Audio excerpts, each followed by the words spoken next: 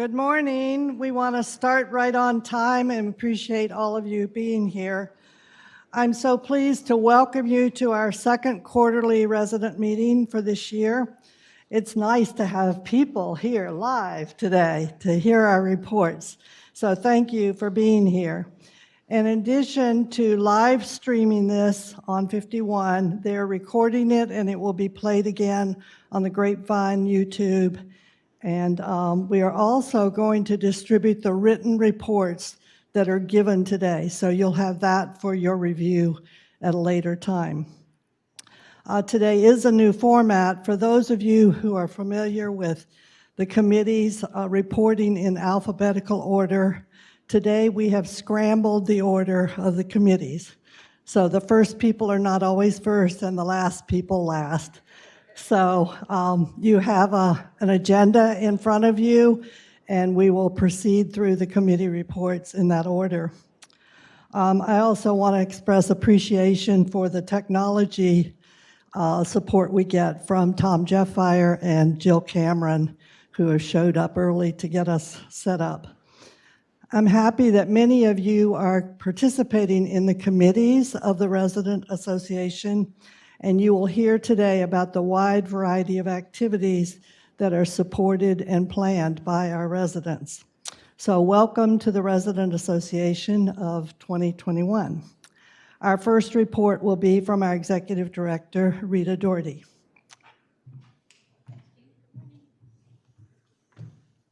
Good morning. How is everyone? Good. I'm a little taller than Jean. Sorry about that, Jean. Well, it's sunny. It's not quite summer or fall or spring. We don't know what it is, but we're working on it. We have a couple of very exciting things happening over the next couple. I think this is the first time I've been in this room with I got to take this off, with everyone in this room. It's very hard. I'm going to see if I can turn this way.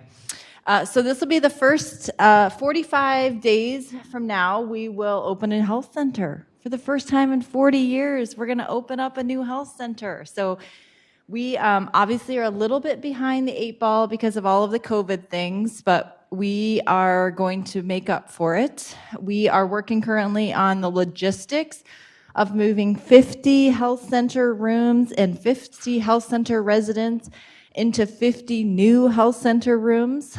We're going to try and do it in 2 days, and we're even trying to see if we can smash it all into one day, because you think about the logistics of having staffing in 2 different areas. There's a lot to think about and a lot of things to work through. So the construction will be done June 6th, so that's very much coming fast. And then we have to wait for the regulatory period. So if you remember in Waterford, we waited for about 60 days, and we're hopeful that it's going to be 60 days, but could be 120, could be 10, could be 6 months. We don't know. So we have an attorney helping us with that to try and make sure that we can move everyone over. At the same time, we are working to design and prepare for our new memory care, which we refer to the new health center as Project 2.2, and the new memory care, which will be in the space of the current health center, that's Project 2.3. And we're slated to start construction on that September 1st. Who's been watching the news and who knows a little bit about the lumber? Yeah, it's an exciting time to be building. Thank goodness we're finishing and not starting. So right now we're working to put all the final touches on the drawings and the design piece of the 2.3 or the new memory care project. After that's done, which it has to be done in 2 weeks, we will say to Russilli, go out and bid this project. And we call that the guaranteed maximum price, or the GMP. And so the goal is to get the GMP in as soon as we possibly can, because that's going to determine how much the project is going to cost. So once we get the GMP, we'll know, is it going to be 4.6 million, which is what is budgeted, or is it going to be 6.5 million, which is likely what it may end up being because of the inflation in the lumber and all of the construction costs. So Once we get that, we'll be able to kind of determine what's next and what we should do and what we shouldn't do and things like that. But those are two really big projects that we have that are kind of all at the same time as we work through it. We're also working on some things from an operation perspective. We're recruiting for our new Culinary Director. We've had a couple of interviews. We have a couple of interviews today, and a couple of interviews next week. So we're making progress on that. I don't think that when we think about the traditional director, that's probably not what we're going to end up with, because we've kind of spread the responsibilities out a little bit. And so this director, it will have a director title and will have the director responsibilities, but a lot of the other projects, like Erin's managing the culinary piece of it, the food piece, Jay's managing the front of the house, so it's going to look a little different. As we've communicated, our director of nursing also resigned, so in addition to trying to start this new health center, we're recruiting for a new director of nursing. We've made the decision to use a recruiter. And so Seth and Jess and Angela Vogan had 3 interviews on Friday. We have 3 today and a couple next week. So we want to make sure we get the right person. Our current director of nursing, Deb, she came from a community in Mount Vernon. And I think this year has been hard for all of us, and she got here and she just realized that her heart just wasn't in it. So sooner rather than later, she made the decision she's actually going to go be an ER nurse at St. Anne's. So disappointing for all of us, but we're happy that she's following her heart on that. So in addition to all of those things, we're working on some behind the scenes pieces to try and trim up and organize our operations a little bit. So tomorrow in Town Hall, you're going to hear some news. I don't want to get it too far, but one of the things that we've been working on is our emergency response plan. And so right now, security comes to your door, and if you need to go to the hospital, we print some things and we put them in a package and we'll send them out. But we're feeling like we can do a better job of that to make sure, because of our partnership with COPC, that we can have a really fluid emergency response. So we are working, Corrine is leading the charge with a conversion we're calling point-click care, which is our electronic medical record. We're putting all of your health information into one area, your advanced directives, your medications if we have those, your physicians, your hospital preferences, your contact information, and we're putting all of that into one forum so that if and when we have an emergency, our security team can press 2 buttons and like 15 pieces of paper will come out. We're going to put it in an envelope. It's going to go with the emergency squad to the hospital. And actually, even before you leave, security sends a note to several of us on our team, including the COPC intake. So if and when you get to the emergency room, they already know that you're on their way, and they already know that you're a Friendship Village resident and you're a COPC resident, so that if you need to see somebody, a COPC person's going to see you immediately, triage the situation, and do the very best they can to help make sure that you're getting the care that we are working on. So it's a huge project. It's just almost at the end. We're looking to have it kind of be completed in July. So that's been a lot of work, but we're very excited about it. We think it's maybe not as cool and fun as some of the other things, but maybe more important than some of the other things that we're working on. One other thing is Salesforce. We're doing a conversion for Salesforce, our marketing team. Salesforce is our CRM, which is our database for sales. And that conversion is going to be done July 1st as well. And that will allow us to have a better way to communicate with all of you. So when you move in, you give us tons of information, and then we ask for it again 15 different times throughout your duration of living here.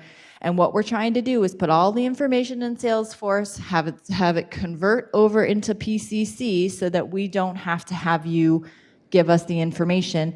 And instead, once a year, we print it out and say, is this accurate? You give us a thumbs up or a thumbs down, and we say, let's go. So those are some big things that we're working on. Other than that, we've got our TV situation. We're almost there. We're at the 95th yard line to make a decision. We're working on the culinary. I think this week you're going to hear there's going to be some changes in the legacy to try and open it up a little bit more for all of you.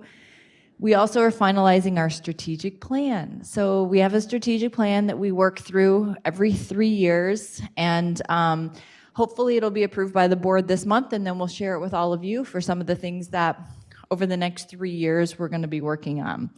And last but not least, our app, which is the Touchtown app, should be done around the 1st of June. So lots of great things. I hope you're having a little bit of fun. I hope you're enjoying getting out and seeing each other at the parties and being outside. I know that Bocce's out there today, so that's wonderful, and I'll answer any questions. Yes, Jane.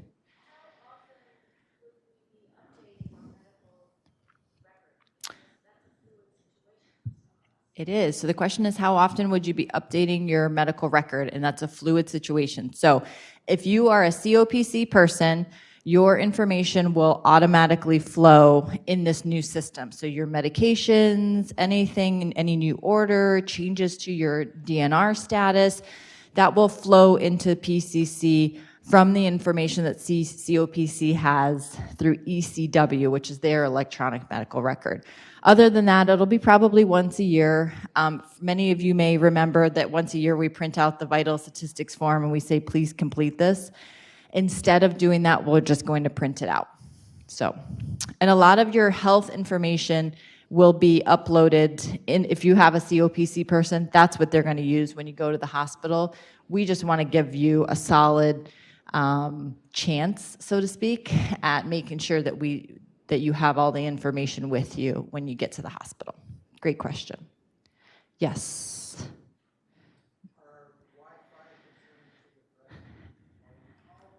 Oh, Wi-Fi. Yes, Wi-Fi is being addressed. And if you come to town hall tomorrow, and we actually have a TV committee meeting, I think at 3:30 today. Wi-Fi is not an easy thing because we've actually shopped it around.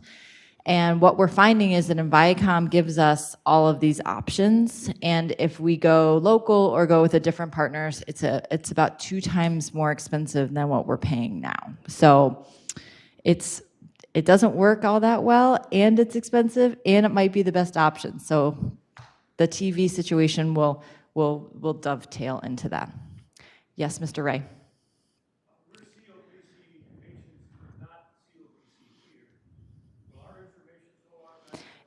Yes, the question is that we're COPC people, but not COPC people at Friendship Village. Will our information flow? And the answer is yes. Yes. So there is a town hall meeting. It's at 10. The first one's at 10. The second one is at 2. And I believe we're going to be broadcasting it as well. But we like you in person. So if you want to come, we'd love to have you. All right. Thanks so much, everybody. Have a great day.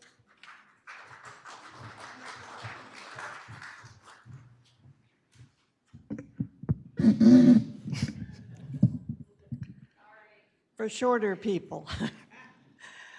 Okay, at this time, I would like to share some information with you. Our secretary, Laura Hill, was unable to attend this morning, but I will report she's been very faithful in keeping the records of all of our committees and the Executive Council. And as treasurer, she reports there have been no expenditures of resident association funds, and our balance continues to be $61.89. So the Executive Council members, your district representatives, played an important part of the recent Derby Challenge. They were encouraging participation by all residents and received a great response to the Fitness Challenge and the Food Drive Challenge. The Fitness Challenge was won by Riverstone 1 and 2, and the Food Drive Challenge was won by Brandywine 2 districts. So thank you to each of you for your response to these challenges. We are all more fit for all the miles we put in, and the Dublin Food Pantry is fuller thanks to your contributions. The Do You Know bulletins will be continuing this month. The first one with a description of the navigator role, and another one with the description of our ESS and maintenance departments. We hope that the information that's being provided in this format will help you connect with many services that are provided here at Friendship Village. Look for ways to connect to those services through the Works Hub and the phone numbers to get a quicker response from our associates.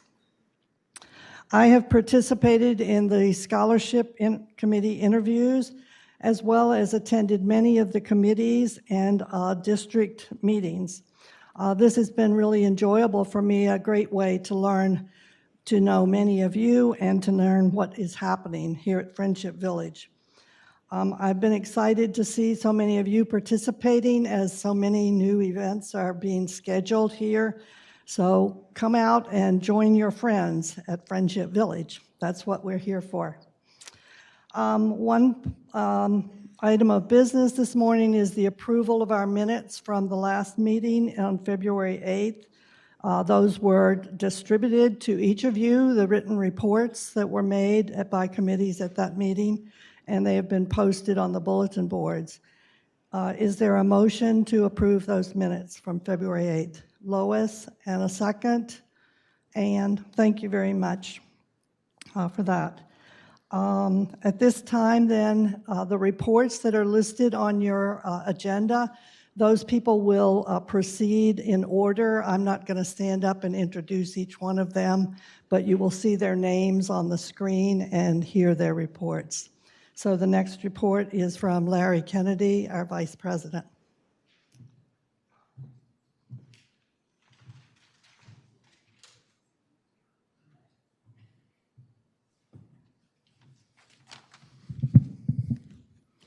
Good morning. As you know, I'm responsible for collecting the comments cards and request cards. The weekly number of the comment cards submitted for the last month range from 10 to 20 per week, which is less than 4.5% of the village residents. Such a low percentage really doesn't let you draw any general conclusion except for isolated inputs. As normal, the majority of comments suggestion cards are related to culinary. Wellness and community life regularly receive positive comments for their programs. Also included in the weekly submission of cards, a nomination from employees for being extraordinary. With the reopening of our dining venues, there have been an increased number of positive comments as additional aspects of our dining, such as buffet, have been reestablished. In general, Riverwalk enjoys overwhelming positive comments, while Legacy has a mixed record of positive and negative comments, with the latter heavily related to cold food. I tell people if you have cold food, send it back and tell them to rewarm it. Okay, you do like you would do in any other restaurant. Okay.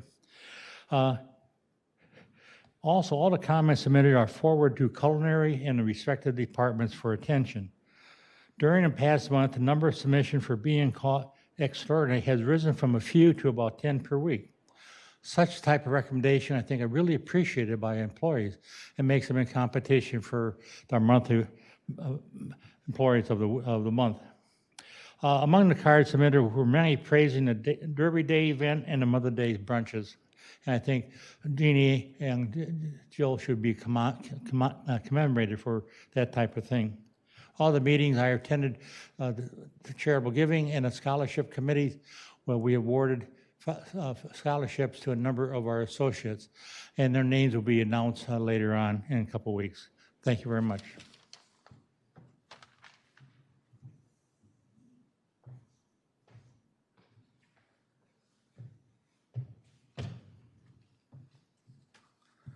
I'm Charlie Stearns, and it's my privilege to serve as your resident director. And in that regard, we do have the opportunity to meet with the board consistently and serve on committees likewise. The volunteer board of directors at Friendship Village consistently on a policy level is assuring us that indeed we are continuing to be financially stable, active, safe, healthy, and perhaps even most importantly, looking forward to a future that will serve our needs and will serve residents of the future. It's not easy. It's not perfect, but it is genuine. And looking forward to the future is a significant part of all of that. Part of that, likewise, is and you have the do you knows from April regarding the board. Those were done in conjunction with the board because there was a real feeling that there were questions out there that needed to be addressed.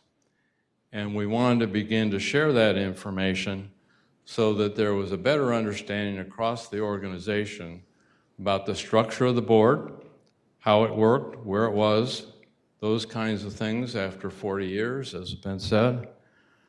But likewise, in addition to that, who are those members? And certainly, importantly, what is their level of expertise? What's their experience? What do they do in their professional life that makes it possible for them to come to a board meeting, sit around the table, and make a significant contribution? Out of that, then, comes, okay, what are we doing? Well, let me share a few of these with you so that you have a sense of what the board does, how it spends its time, where its focus is. Rita has already mentioned the strategic plan, the 2021 to 24 strategic plan. That is obviously in progress to be done soon. The same is true of the budget for 21-22. Likewise, will be completed here in the near term.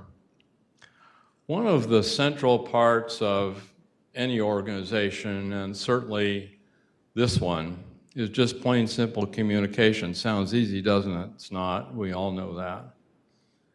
But the part of the board is really devoted to reports and communications of activities, issues, problems, future plans, dreams.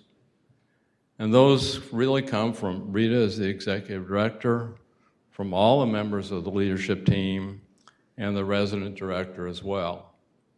And we all report on a wide variety of issues, familiar as they will be, certainly TVs, the evolution of culinary, finance, marketing, healthcare and the health center, IT, human resources, and again, the list goes on. So we wonder, well, does communication happen? How do we move these things forward? How do we address issues? They do. And that time in the agenda is devoted specifically to hearing about those things. Rita mentioned the health center. Significant, exciting time, it certainly is. And moving into a health center sounds easy. It's not. Having had the experience of opening a new hospital, I know what opening units look like and how that happens. And it's a significant effort for a lot of reasons, not the least of which is simply making sure that the patients themselves are safe and healthy as they make that transition. Luckily, we don't have very far to move them, but still, it's a task that takes tremendous effort. And we know from experience from here that that will be well cared for.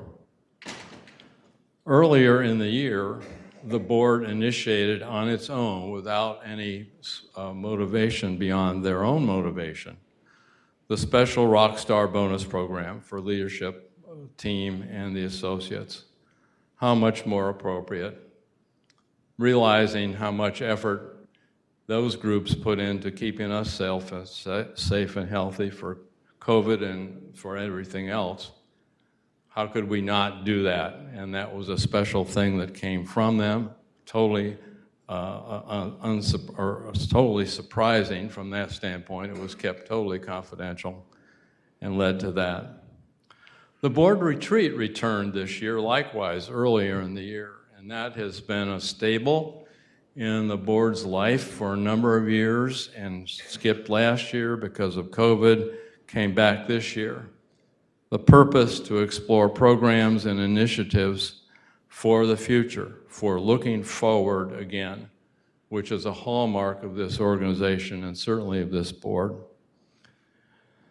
Additionally, the board's approved a new 6th fund in the list of funds for charitable giving, the Greatest Need Fund.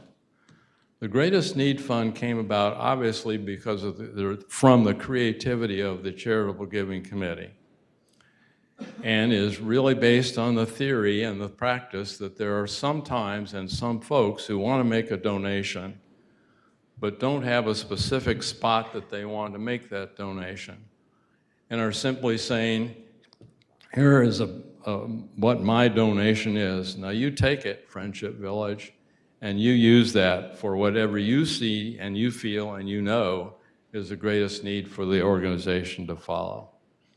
And that's been a significant addition because at this point, we have not had that opportunity specifically. Lastly, the Quality Assurance and Resident Relations Committee of the board has revised and updated and expanded its quality metrics indicators.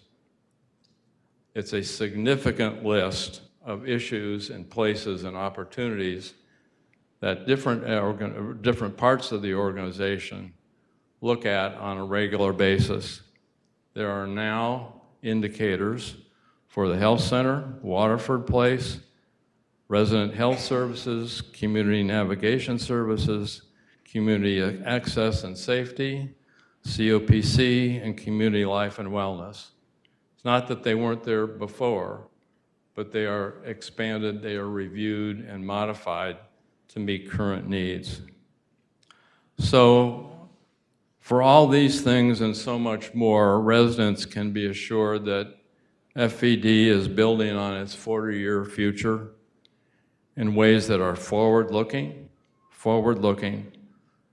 living the present, and preparing for a future that is attractive to new residents and enriching to those of us who live here. Thank you. Any questions? Be glad to help or try. Thank you very much.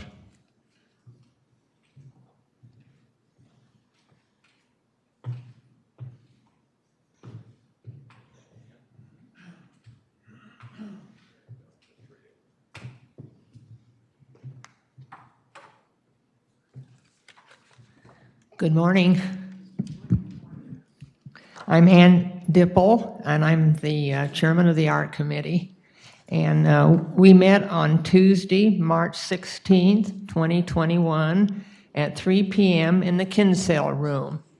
Committee members attending was Jean Brandt, Norm Dellner, Laura Hill, Barb Lewis, Linda Paul, Bonnie Protz, Nancy Wells, Dick Wood, and Ann Dipple, chairman.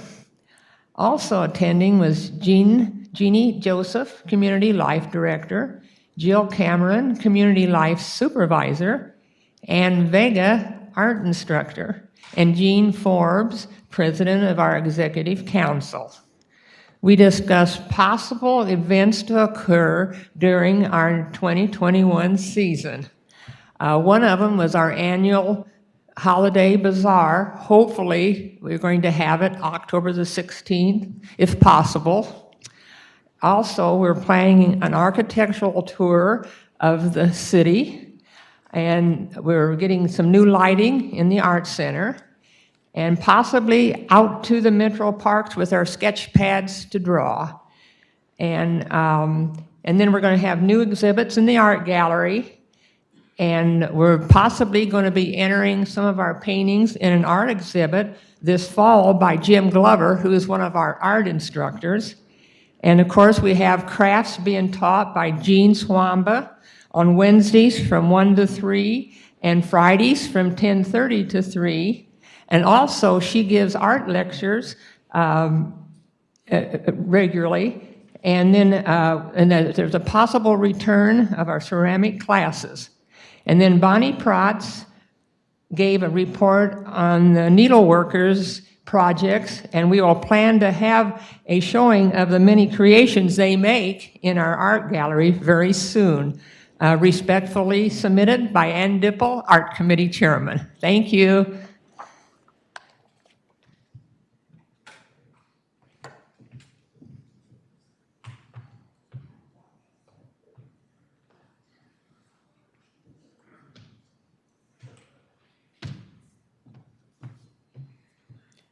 Good morning. I am Audrey Trotier, Chair of the Lifelong Learning Committee.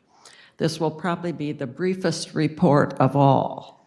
We did not meet since our last get-together. At our previous meeting, each committee member received a list of CILC sites for possible interactive programs. This is to replace the University Circle programs that were interactive. This is a new place to get the programs. That is the Center for Interactive Learning and Collaboration. Local places on this list are the Columbus Zoo and COSI. Lots of museums, lots of outdoor things, national parks. I'm just going to hold up the list. You'll see what we were looking at. This and this we have to choose from. After last meeting, we browsed on the CILC website, and each committee member was responsible for emailing JC, Jill, some possible ideas, and they were good about doing that. I also got a copy of what they emailed.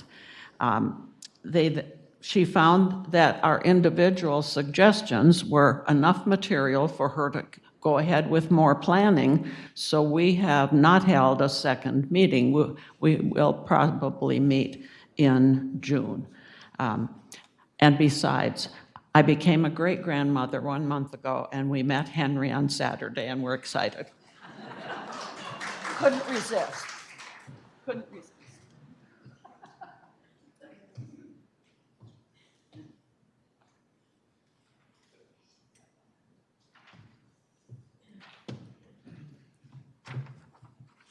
Good morning.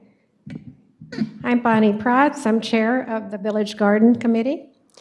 For those residents who are new to the campus, we have 46 raised beds located in the north campus beyond the garages and the other on the south campus between the north and south north-south Brandywine extension and Riverstone. Gardens are assigned on a first-come basis after the sign-up period, the month of December. This season, we have all 46 plots reserved with 47 gardeners. Some have begun to plant spring flowers and early vegetables. A meeting was held on April 29th to outline specifics for garden care. Andy gave a presentation on having the correct balance of the right conditions and how to water to decrease pathogens and other blights. Several reported their tomatoes did not do well last year, and Andy reported he also did not have a good year. Others reported their tomatoes did well. It is important to rotate areas for planting tomatoes. However, this is very difficult to do in the small raised plots, and most everyone likes to plant at least one or more tomato plots. There will be several pots of edible herbs planted in the south gardens, as well as pots of mint in both the north and south garden areas. All residents are welcome to harvest these for cooking. Andy also reported he has planted several new perennials this year on the campus, and 3 Japanese maples are going in outside the Riverwalk dining room. He was complimented on the lovely campus this spring. The movie Fantastic Fungi will be shown on May 17th at 1 p.m. This is an 80-minute documentary on how important fungi are to our very existence. Gardeners and non-gardeners will find much of interest in this film. It is our hope we will be able to take several field trips this summer, such as Groovy Plants Ranch, Stratford Ecological Center, and the Learning Gardens in Chadwick Arboretum at OSU. When scheduled, these will be open to all residents. Respectfully submitted, Bonnie Protz.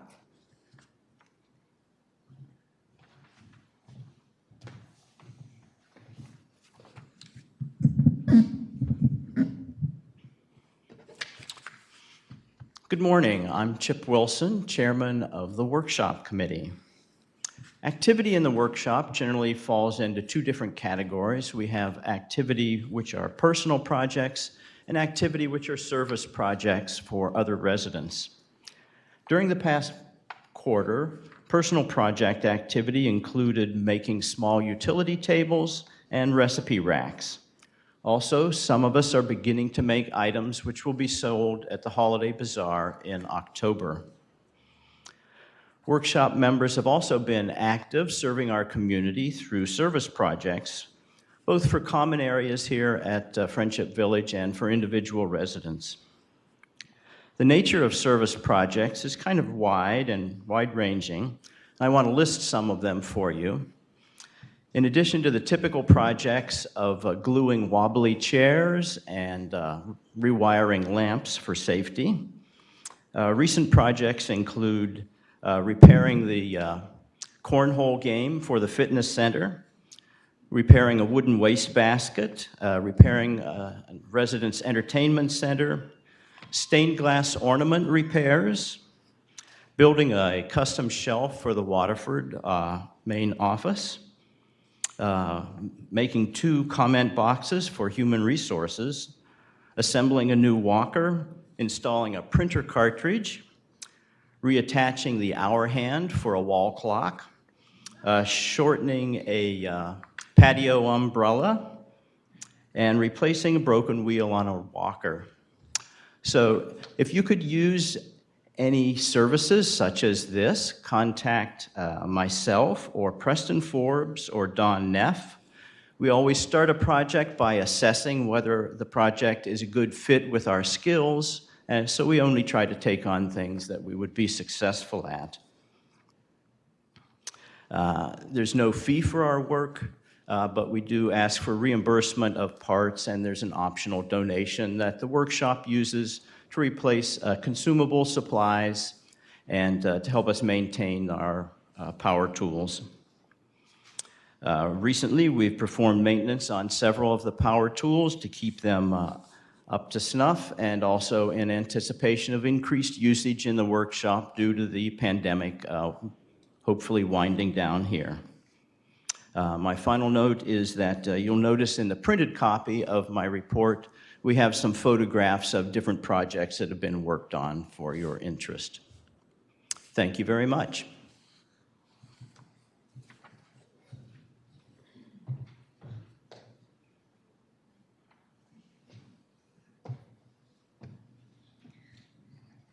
That makes me want to look around my apartment and see what needs fixing. Good morning. My name is Jane Parnes, and I'm a resident of Building 10 in the Flats. I served as a member of the ESS Committee in 2019 and 2020, and I am now the chair. The committee currently has 14 members representing all village residential areas.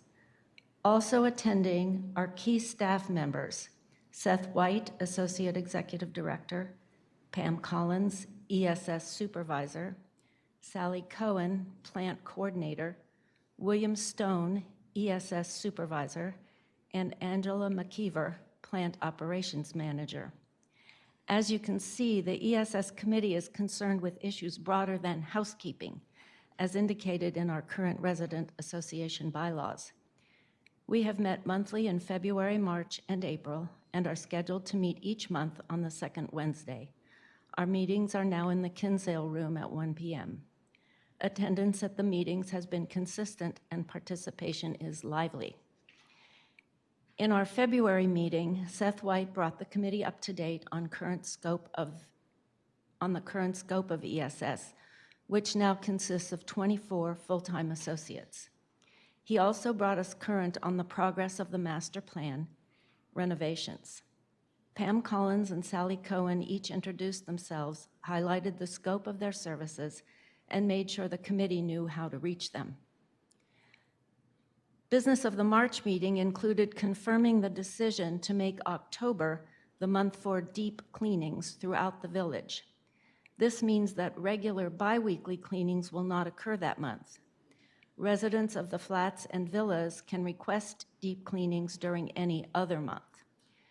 Pam Collins confirmed that regular cleaning of common areas will continue during the month of October.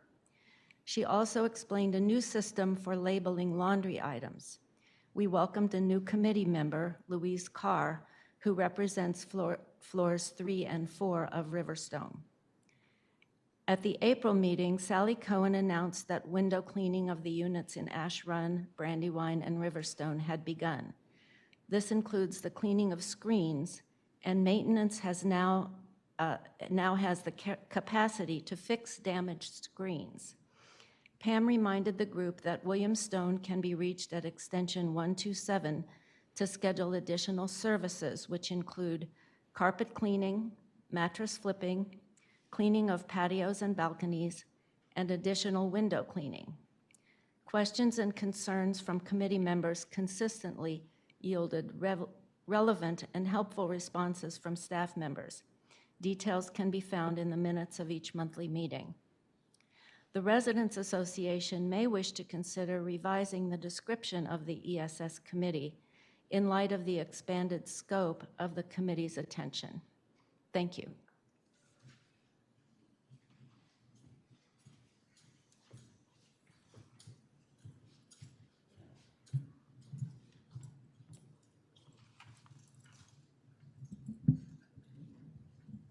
I'm Mary Lou Holloway, co-chair of the Healthcare Committee.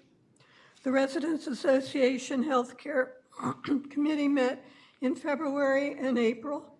Membership is 21 members. 3 committee member objectives were reviewed and approved at the first meeting. The primary objective is to work together to gain understanding, identification, and implementation of opportunities for process improvement in the licensed care bed areas to improve residential care. Highlights from the first meeting were 2 Swiss cheese models of causation were discussed, explaining different situations, deep dives for root cause analysis, and subsequent process improvement initiatives. A previous process improvement initiative was extrapolated from a set of the committee's 2019 minutes. Contribution of 2 committee members were recognized, identifying a PI opportunity. Development and implementation of a list of items needed upon admission to the healthcare center and assisted living areas. Committee members were reminded that this is a prime example of a PI opportunity. Jessica Riker, committee's administrative liaison, presented an update regarding activities in the licensed care bed areas, noting quality improvement concerns and objectives currently addressed in the health center, rehabbing of residential rooms, and unannounced surveys with successful results.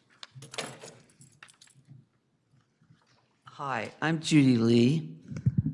Highlights from the second meeting include Jessica presented the following: a detailed quality assurance and process improvement, PI, overview of numerous regulatory requirements for our licensed care bed areas and subsequent PI projects in which she and Seth and their interdisciplinary teams participate. Friendship Village has seen the following: a large pivot in getting patients in and out of hospitals, an increase in acuity, an increase in COPC as our residents' primary care provider, and residents aging in place longer.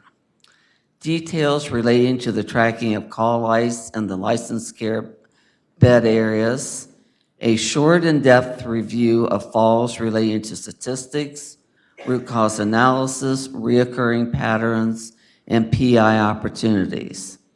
Information on community navigation services, noting Ava Eisel, our health and wellness navigator, utilizes a tool in which she measures a higher level of service and a higher level of care. Ava is engaged in therapy tie-in to transition to wellness of our residents. 4 active PI projects were explained: emergency call light response time, point of care compliance, falls prevention and interventional management, exit seeking behavior / wander management. CMS 5-star quality metric rating includes 18 metrics which are compared to federal, state, and local data. Friendship Village of Dublin's health inspections, staff, and quality measure ratings were discussed. Judy Lee presented the following: a PI opportunity form which was developed for committee members and Friendship Village of Dublin residents who wish to provide a summary of a potential PI opportunity.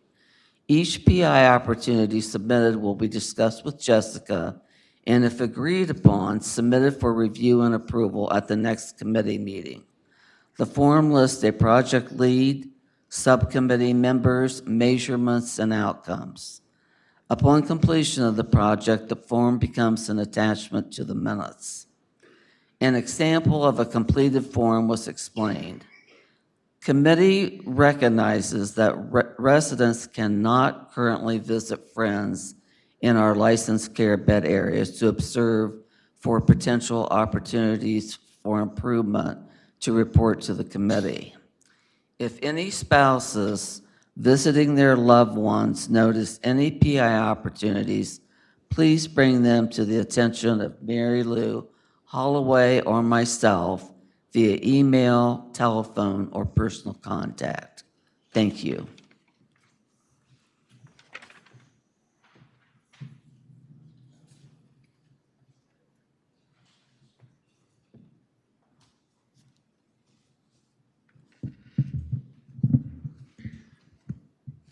Good morning. I'm Lois Fulmer, and I'm chairman of the Spiritual Care Committee.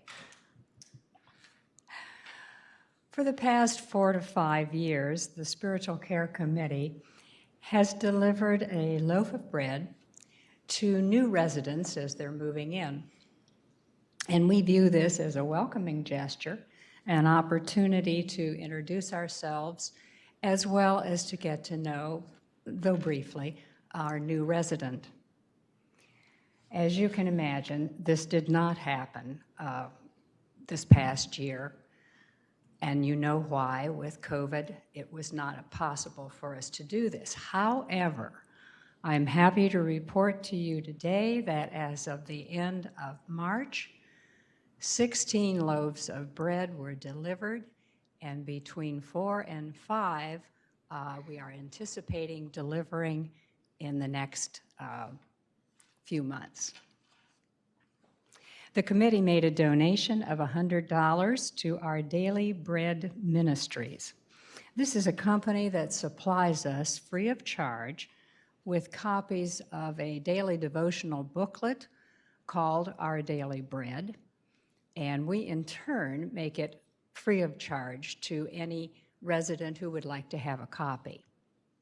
The amount that we had, the $100, was approved by the Executive Council. The Purse Project for God's Hygiene Help Center will be the focus of the committee in the month of June. The drive will take place between June the 21st and the 26th, and publicity for that should be forthcoming from mid-May to the end of the month. We're going to have a hymn sing, and that will be the 1st of July, and it will be right here in the Muirfield Room, and as more information becomes available, we will make it available to you. Our bank account, as of the end of April, was $3,716.38. Thank you.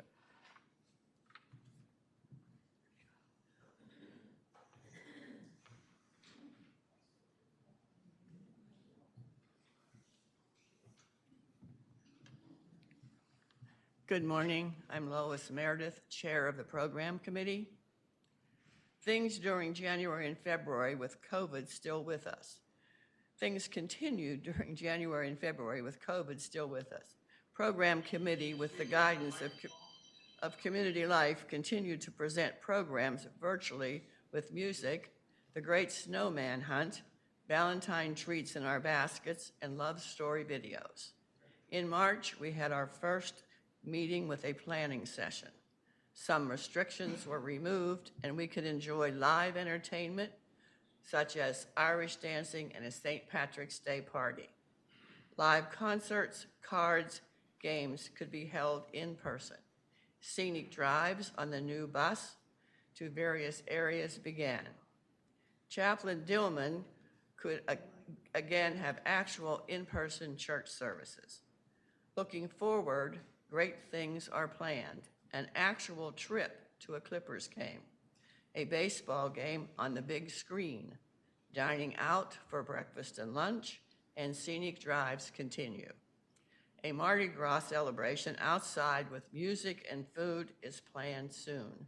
We are so blessed to be living in a community of Friendship Village of Dublin. Respectfully submitted, Lois Meredith.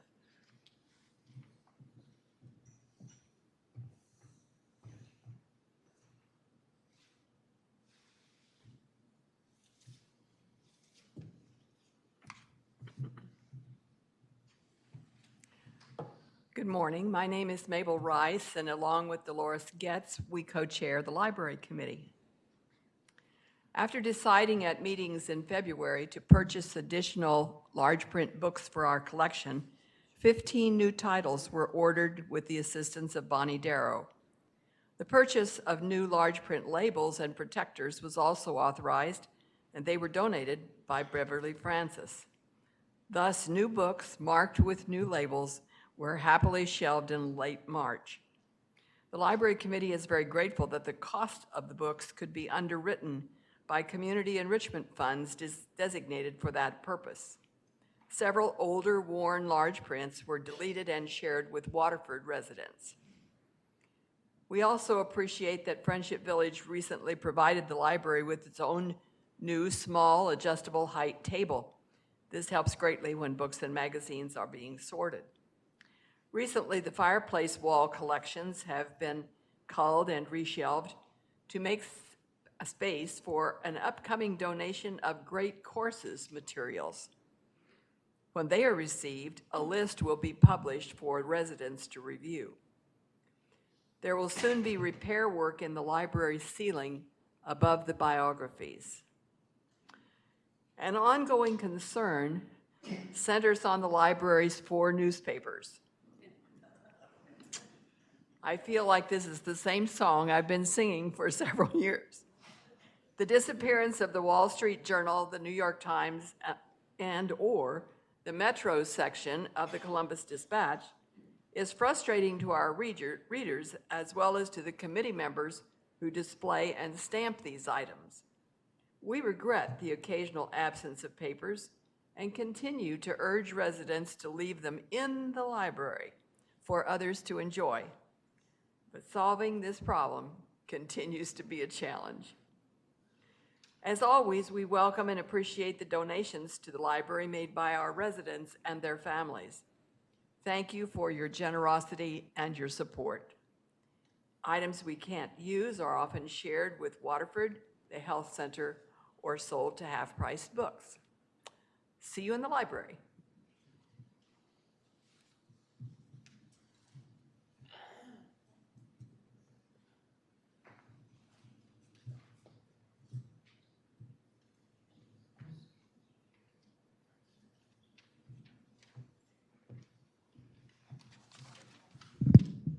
Good morning. My name is Michelle Walsh. I'm the chairperson of Hospitality Committee. Our role is welcoming new residents to Friendship Village of Dublin. I'm pleased to welcoming the following new residents: Becky and David Stam. Becky and David moved from Westerville, Ohio. David enjoys woodworking, gardening, and has made metal ornamental flowers. Becky taught written composition at Columbus State. She enjoys music, reading, knitting, sewing, and practices Qigong. Please welcome David and Becky to Ash Run 359. Connie Mentor moved from Beaver Creek, Ohio. She grew up in Westerville, graduated from Otterbein, was a teacher and an Air Force wife. Their last assignment was at Wright-Patterson Air Force Base. She enjoys playing bridge and knitting. Please welcome Connie to Ash Run 363. Burl Ciccarella. Burl moved from Bonita Springs, Florida, but lived in Columbus most of her life. She's a retired nurse executive, nurse educator, and nurse practitioner. She had 5 children. Her husband had 4. They had 22 grandchildren and 13 great-grandchildren. And she enjoys going to the pool with me. Please welcome Burl to Ash Run 439. Thank you.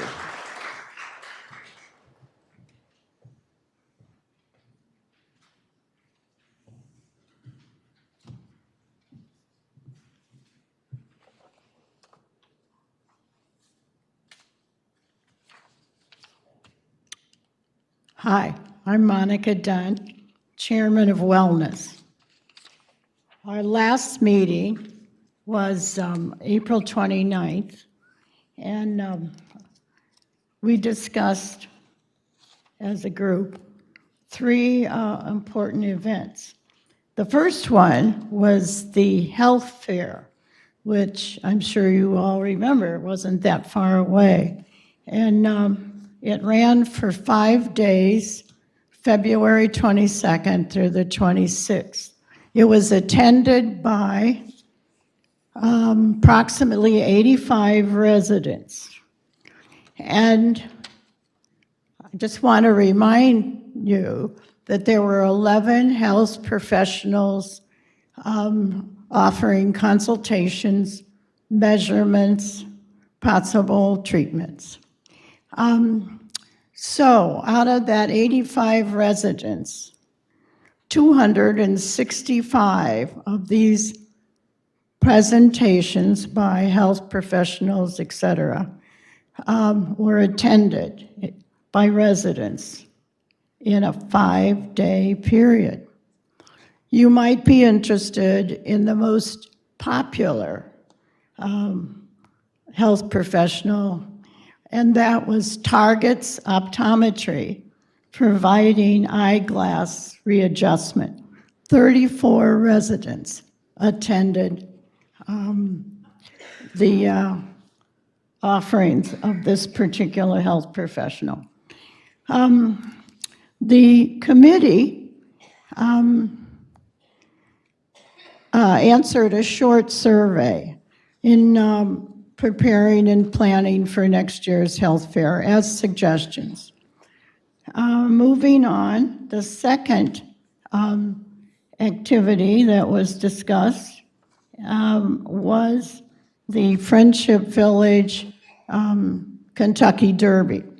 And it was a consensus that this generated a lot of positive enthusiasm and healthy competition. People were moving. At the meeting, Jeannie Joseph and her staff attended, and it was Jill Dogie and Mike Korstoff, and their new staff member, Lauren Koenig. And so the committee asked for suggestions on how best to convert their physical activity that week into miles. And that might seem like a simple task, but there was quite a variety of exercise going on, all the way from swimming laps, water walking, working on the machines in the gyms, et cetera. So the next activity, which will be coming this Thursday at 3 o'clock, is called the Dublin Pedestrian Walking Bridge.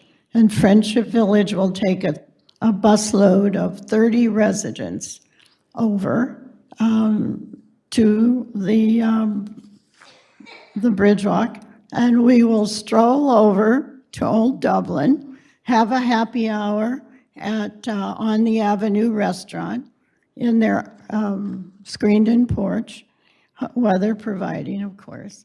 And after we finish our festivities and eating, etc., we will stroll back over the bridge, and Friendship Village bus will pick us up and take us home. So we hope for good weather. Jeannie and her staff gave us an overview of what's to come for the rest of spring and summer, a sneak preview. Not too much of a sneak preview because she talked a lot about outdoor sports events and activities which have already begun. And so that seems to be going well and well attended.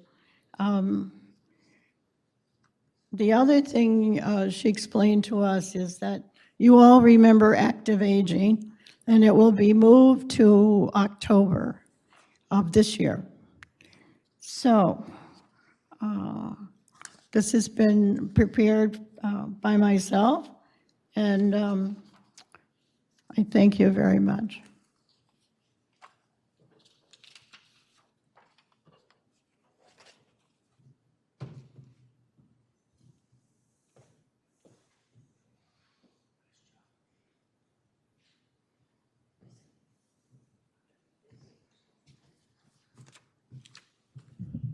Morning, I'm Ned Dwyer, the chair of Charitable Giving.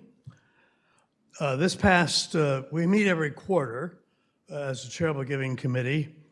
We met in April, and we have two committees. One is a resident committee, Charitable Giving. The other is a Charitable Giving Advisory Committee with the Board of Directors. Both committees meet back to back. The Charitable Giving Advisory Committee for the board are 3 residents, 3 board members, Rita and Betsy. The Board Advisory Committee voted to reopen and continue to market the ability for us to have a charitable gift annuity. Charitable gift annuity is a way to generate income at a higher percent than we can get anywhere else, and to leave the balance of the annuity to Friendship Village upon our death. We will offer charitable gift annuities through a contract with the Columbus Foundation. So if you're interested in charitable gift annuity as a way to make money, higher rate of interest that is, and to leave a legacy for Friendship Village, see Betsy Gillespie. Now, Charlie mentioned the Greatest Need Fund, which is now the 6th charitable giving fund. We talked about this in my last quarterly report, and it had been recommended to us by an outside counsel in the area of charitable giving, and we were the only village in the whole network of life care communities that didn't have one, such a committee, or such a fund. So now we join the others in having a Greatest Need Fund. The Residents Committee reviewed the plans for a Friendship and Gratitude program. This is something we're starting, modeled somewhat of what happens in hospitals, and it'll start for us in the clinical side of the village. So if a resident or a visitor wants to recognize someone who's given unusual service, that's what the Friendship and Gratitude program is. We approved a logo, a printed brochure, and it'll be in the clinical side. We also received an update on the Therapeutic Horticulture program. Therapeutic Horticulture program. That's going to be an exciting venture. Again, we'll start on the clinical side. There's been significant gifts given to us to get that going. The committee will sponsor a luncheon on May 18th for residents who are members of the Friendship Village Legacy Society. So those of us who've indicated to Betsy that in our estate plan is either an outright gift or a percentage will be added to the Legacy Society membership. Then on September 14, we will sponsor an event called Light the Way, which will be a feature of the Friendship Village Gardens. We'll also thank outside sponsors who sponsor our memory care program. We'll call that Light the Way. Toward the end of the meeting, we spent 30 minutes on what is called a popcorn discussion. I raised a couple of questions and said, what do you think? And it was a fun conversation because the charitable giving members had opinions. Yay!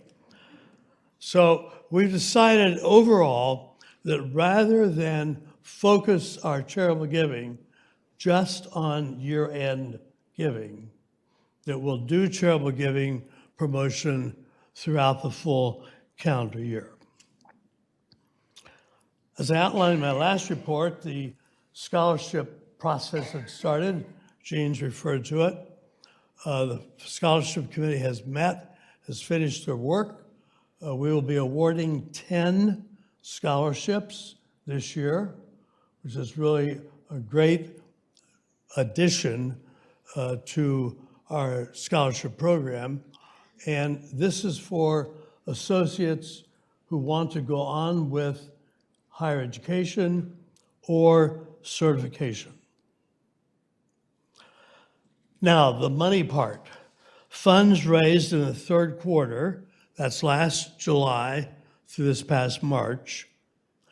The Resident Benevolent Fund raised $107,037, bringing the fund balance to $317,746.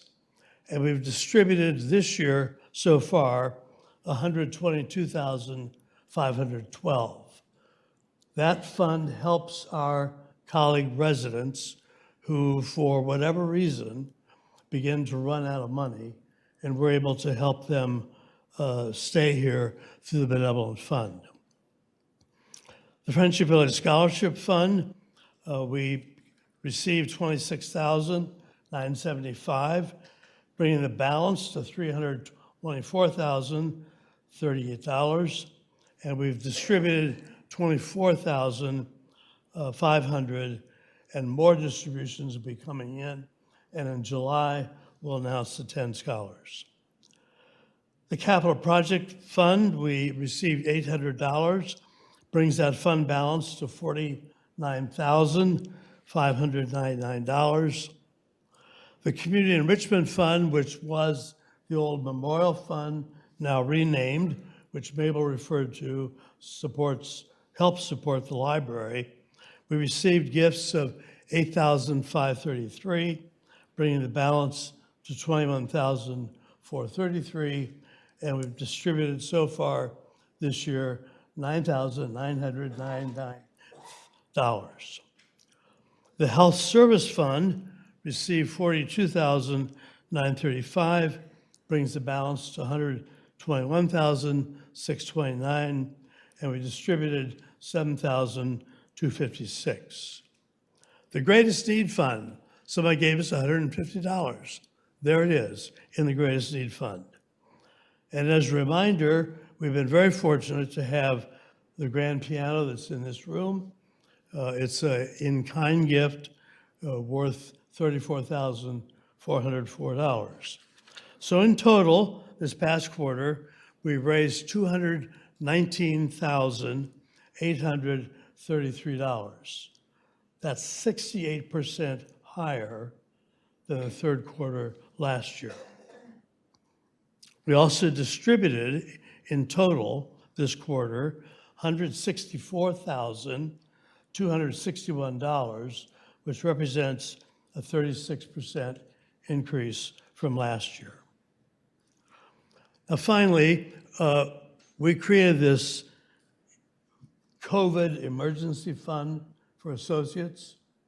Many people contributed to that, but as we began to market that fund, and it was available for $500 emergency grants to associates who had some disruption in their life because of COVID, associates began to give too. So it wasn't just residents, it was associates. And that total amount that's been contributed is $8,520.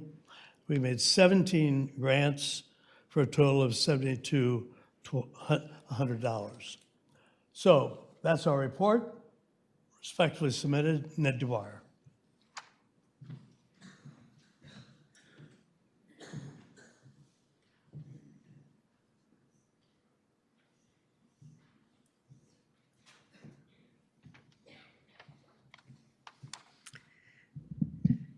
I'm Pat Deach, Chairperson of the Food Committee. I'm the committee you all have an interest in because everybody eats. This report is a compilation from the March and May meetings, and we discussed the various venues. Beginning with the river's edge, we are looking forward to being able to eat in there, to be served, and eat on plates with real forks. And that's coming. The bistro, we're looking forward to the bistro being open on Mondays and Tuesdays, and that's coming. It was also suggested that lunch items might be available for pickup from 4:30 to 5, and they're looking into that. The River Walk. The issue of being unable to get reservations was a common complaint. Many of the members feel that there's a glitch in the process. Something is happening that shouldn't, but it's unclear what that really is, and we are working on trying to find out what that is. Jay Dorsey reported that from people who eat in the Riverwalk, he's had many requests for more comfort food. And his reply to them is that the Riverwalk is a venue for special events and when you want to do fine dining, not a venue for somebody to eat every night of their life. And if you want comfort food, you should go to another venue. The legacy. A common complaint is that the food is cold on the buffet. Jay reported that the heating system installed was for cooking food, not heating it. Therefore, when it gets too hot, they turn it off. And then they forget to turn it back on. And it's just not a successful system. So steam tables are coming in the future, and heat lamps over the top of the food have arrived, and we're just waiting on the electrician to put them in. There's still sometimes a long wait to be served. That happens when too many people enter the legacy at the same time and the chefs get backed up. We are in the process of trying to hire 23 new servers, but until school gets out, that's probably not going to happen. Vegetables were reported to be the weak link. We want more and different vegetables. More fish in addition to salmon. Chicken wings and grilled and fried chicken were also suggested, and these things have been sent on to Chef Aaron. A list of the menu items available is needed daily, and Jay promised to keep this up, and I think he has. Everybody seemed to agree that the salad bar is wonderful. And someone asked, could we have bananas or fruit available in the legacy as well as down on the river's edge? And in general, everybody agreed that the food has definitely improved. With Christina training the servers, the service has definitely improved. And suggestions from the residents are being implemented as rapidly as possible. There are some things going to happen that I'm not allowed to tell you about, so keep your eyes open. Things are going to get even better.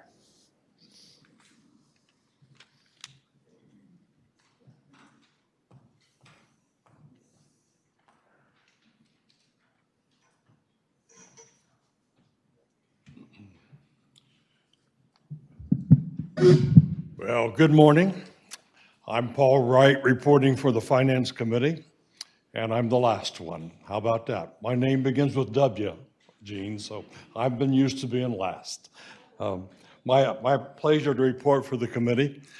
We've had 2 meetings since the last time this group got together, and there are 32 members in our group, which is the largest committee, I believe, but there's a lot of interest in the finances of Friendship Village.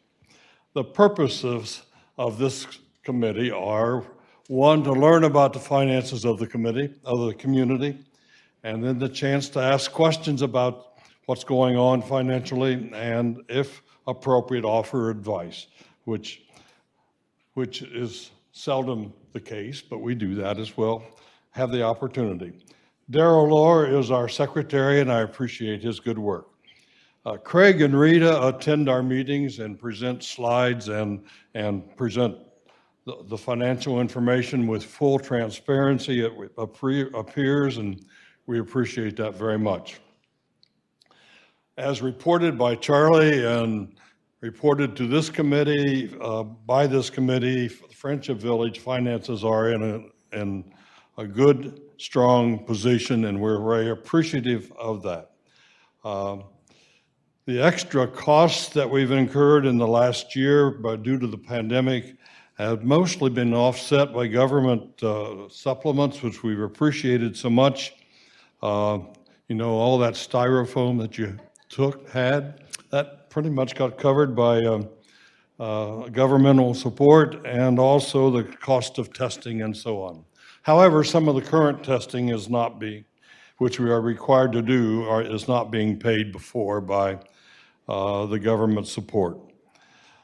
A reassuring thing to me is that there are adequate liquid funds maintained in case to cover our medical needs into the future. That's a momentous objective, and nice to know that it's happening. We are having higher vacancies, or have had higher vacancies due to the COVID time period. On March 31, we had 36 vacancies. And I think if you heard Lois's report that 16 loaves of bread have been handed out, with 4 to 5 more to come. And if you heard new residents being introduced, that number has come down a lot due to aggressive marketing, and that's appreciated. At the time of our meeting, Waterford was completely full, and Health Center had 5 openings. So,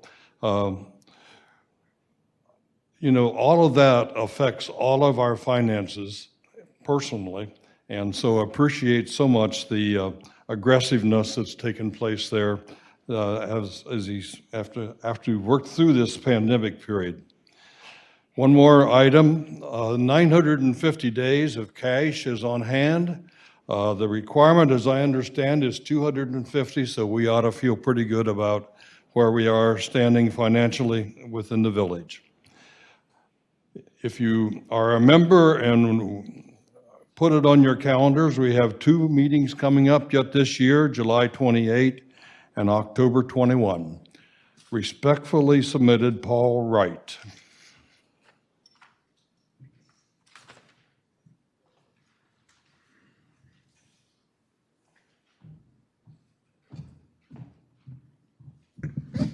Thank you all for your attendance and your attention to these reports and your participation in all of these committees.